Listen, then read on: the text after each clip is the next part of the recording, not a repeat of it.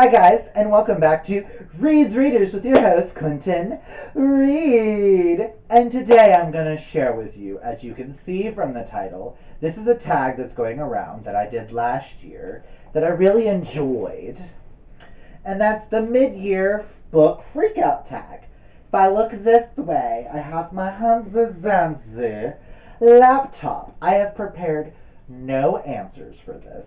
I thought it would be a really good idea to just do this on the fly. I've got my little, my book journal here with every book that I've read this year, so if I get stumped, I can answer right away.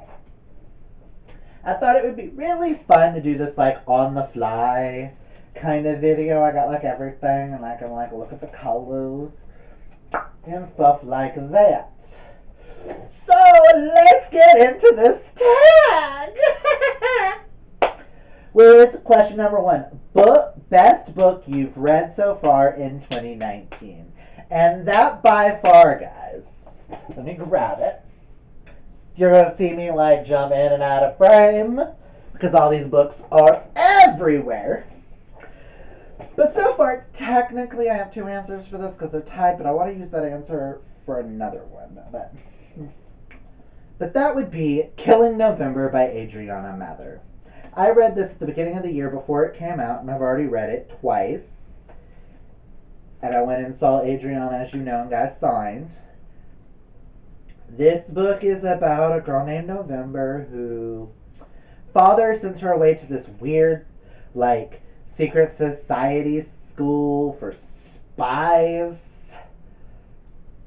And mayhem and shit goes haywire. I don't really want to spoil what the book's about. I feel like everyone should go into this really blind, and if you do, you will really get blown away. I was so shocked and so surprised that I love this just a little hair better than I do How to Hang a Witch, which is saying something. But yeah, best book of the year so far. Probably would be the best book I've read all year because favorite author, one of my favorite genres. But like, look at this. I usually don't like people on the cover of books. Let me see if I can get this in a frame. But this, just because once you read the book, you'll understand why everyone's got the items they've got. It's just so, it's a stunning book. Let me put it back. See if I can put it back without knocking shit over, because your boy's a mess. Question number two. Best sequel you've read so far in 2019. What sequels have I read?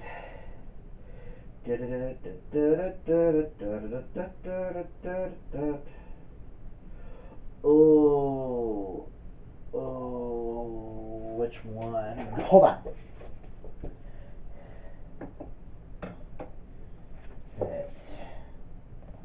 This one's got the quote. Or is it the other one? Nope, it's the other one. Yep. I'm gonna say the best sequel I've read this year is the second book to The Infernal Devices. I read this at the beginning of the year. I've read several sequels that would actually count for this. But I'm gonna go with Clockwork Prince. And I'm gonna read you the quote because I have to. I read it every time that I pull this book off the shelf from time to time just to read this quote. We live and breathe words. It was books that kept me from taking my own life after I thought I could never love anyone, never be loved by anyone again. It was books that made me feel that perhaps I was not completely alone. They could be honest with me, and I with them. So best sequel, because, like, Jim's on the cover, and, like, Jim's just precious. I'm a Will fan, too, but Jim's just precious. So far, my favorite of the series. New releases that I have not read yet, but I want to. Okay.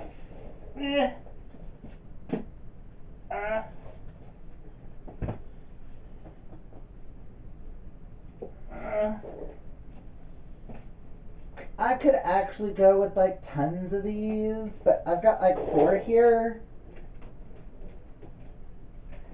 First, we'll talk about one that I have from the library. The Lost Coast by Amy Rose Capetta. Just came out. Ooh. Gay witches, let's be honest.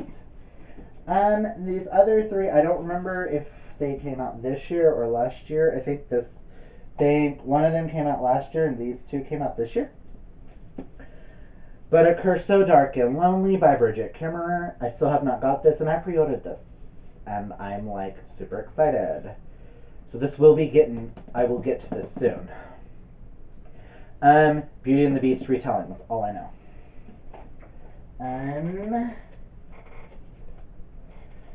Shadow of the Fox by Julie Kagawa. I got this in the one Owl Crate book that I've ever gotten, and it's signed. Supposed to be kind of like an anime.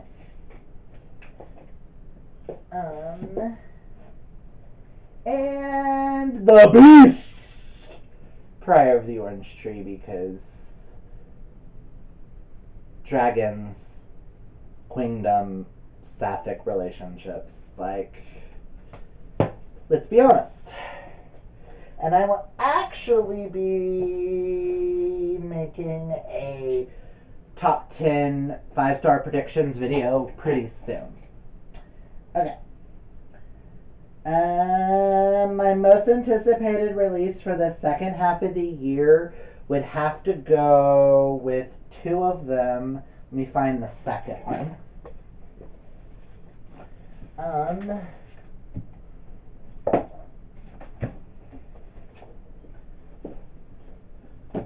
Well, 3 of them. One being the 4th book in this. It was easiest to grab. My favorite, you can tell. Hunting Prince Dracula, which is Capturing the Devil. And I'm also looking forward to Becoming a Prince, which is the little novella. I can't wait for Wayward Son, the sequel to Carry On.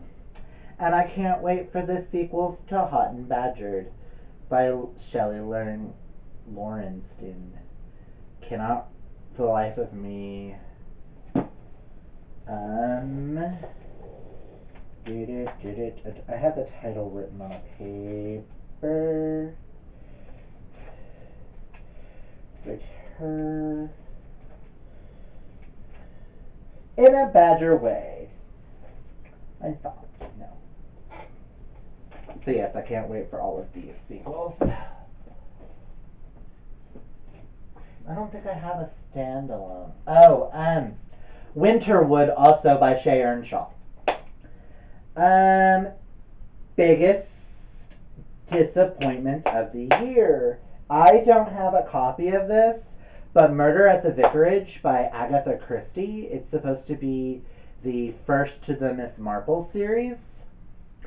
I thought I was gonna love it, but I called the ending really quickly, so I gave it a 3-star. So it's my biggest disappointment. It's the only one that can say that's like a true disappointment. Biggest surprise though would have to go with 2 things. Hold that thought. Without knocking everything over.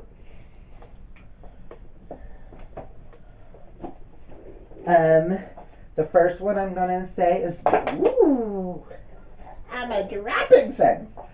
Would be Louisa Penny's Still Life with Inspector Gamache, Chief Inspector Armand Gamache. It's a detective novel. I really liked the synopsis and the fact that it's set in Canada and stuff like that. I was very intrigued. I just didn't know that I was going to love this as much as I loved it at the end, to the point where I have book 2 and book 3 now. And I will be picking up all 15 books in this series soon. So, like, expect me to read at least once a month. And then the other surprise, which was a gift from Charlie Brooks, and that was Don't Call Us Dead by Denez Smith. I have never tabbed up a, excuse me, I have never, and I repeat, never tabbed up a poetry collection before in my life, but this just blew me away. Let's see here if I can get to one of the lines. Oh, I really loved this one. This part at the beginning, or at the end. I was his fag, sucked into ash, his lungs my final resting place. My baby turned me to smoke, choked on my name till it was gone. I was his secret until I wasn't, alive until not. Outside our closet, I found a garden. He would love it. He would love it here. He would love me here. Oh, just some of the poems in this, just like. Oh, this part. Pardon the language, but the word, like, I highlighted a line in here. See, I highlighted right there, and it's faggot meaning bravery, faggot meaning often dream of you, fresh, damp, and confused for mine, faggot meaning hail the queen, faggot meaning I've been waited ages to dance with you. Something about those words, just like using such a derogatory term for a gay man in a way to be bravery, just, oh, it's so amazing. But yes, almost put those down there. Okay, favorite new author, debut, or new to me? Oh, another surprise. Hold on. Another surprise would be Turtles All the Way Down by John Green. This book blew me away as well. I didn't tab anything up in it, which I think next time I read it I just might. But this is just, oh, sorry. New to me author. Do do do do do do do do do do do do do do. Okay.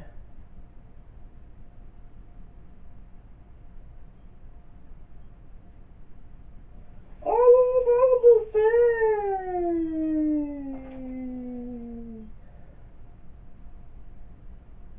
Oh. Do do do do do. Slide those over.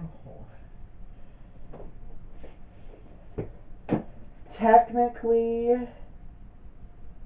I have two authors here. One is a debut, and one I read one of their books last year, and it was one of my all-time favorite books, but it's solidified. I'm gonna go with Laura Silverman. You asked for perfect. Anything she decides she wants to write, I do believe this was a debut novel. Oh no, it's not. Girl Out of the Water. I need to get Girl Out of the Water. But yeah, I would love to pick up anything she writes because this book kind of just, I loved her writing in it. And then Taylor Jenkins Reid. Oh my god, the white balance is getting like really thrown off. And then I would also like to throw in Casey McQuiston because she wrote Red, White, and Royal Blue, and now I want everything and anything that woman has ever wrote. Just saying. Okay,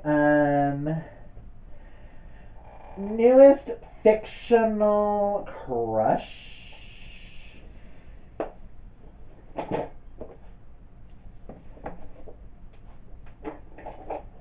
Will and Jim. Um, yeah, yeah. Will and Jim are gonna go for that answer because I want Tessa with Will, and I want Tessa with Jim, and I want Jim with Will. I want the truest of the truest triangle here. I would also like to throw in Prince Henry from Red, White, and Royal Blue. Newest favorite character. Do I want to say that one? Actually, yes. I'm going to go with Armand Gamache because he reminds me a lot of Sherlock Holmes and a lot like Hercules Poirot and a bunch of the and like Robert Langdon, and he's a really intelligent character, and I'm very intrigued, and I want to see where this series goes with this character. Um, a book that made me cry. What are my options?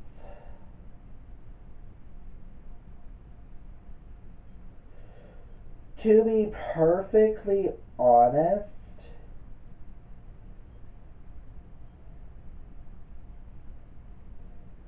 have I read anything that really made me?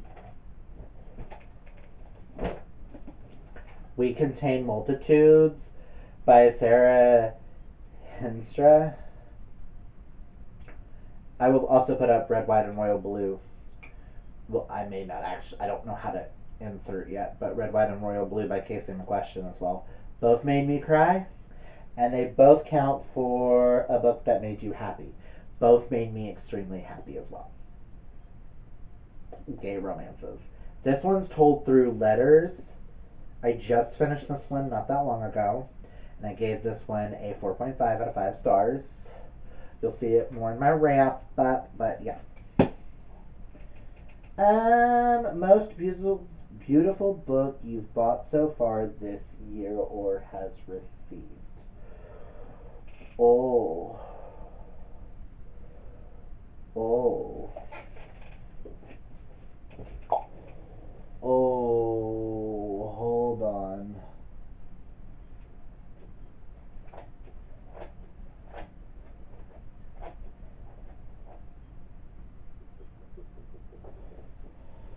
Um, trying to remember what books I've got this year.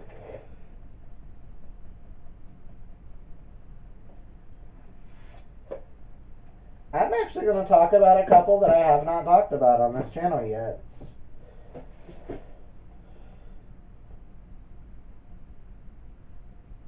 And all three covers are completely different.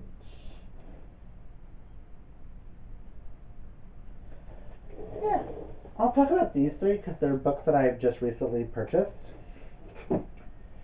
I'm going to go with, first off, this copy of Frankenstein. It's the Race Point Publishing. Um, yeah, this edition of Frankenstein, which I just find to be stunning with the dark blues and the lime green. Just, oh, it's aesthetically pleasing. Next, I'm going to go with Watch Me Disappear. I just like the ominous with the woods in the background with all these like pink lettering. It's just so stunning. And then lastly, I'm going to throw in The Breakdown by B.A. Paris with the broken window in the background and like the leaves or the plants and the spider webs. I just like really dark, ominous covers apparently this year. And what books do you need to read by the end of the year? All of them?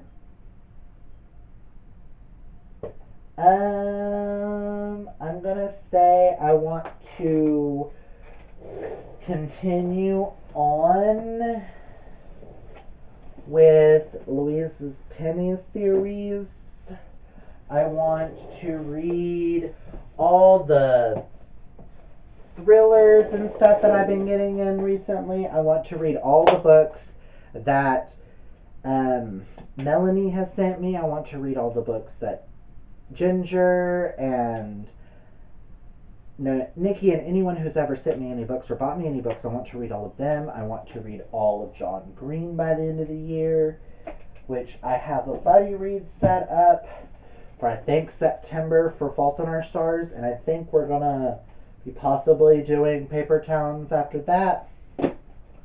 And then I have Abundance of Catherines. I want to read all of the Taylor Jenkins Reads books if I can get more in. I want to read more witch books because I haven't read a lot. I want to read all my fantasy. It's a long list of books and stuff that I want to read. But I hope you guys like this kind of crazy book tag because I wasn't prepared and, like, yeah, just wasn't prepared. But yeah. So if you guys like this video, hit that thumbs up. What are your answers to some of these? What's the best book you've read this year? What's the book that made you cry? What's the best book that's made you happy? Any favorite authors that I should check out? Any books that you love that you think I might love? Comment them down below and let me know because I would love to hear your guys' answers. But yeah, if you're new to this channel, hit that subscribe if you like this content because we all know I'm trash. But real. But yeah, that's all I've got for you guys today. Remember, kids, reading is what's fundamental. Until next time, bye.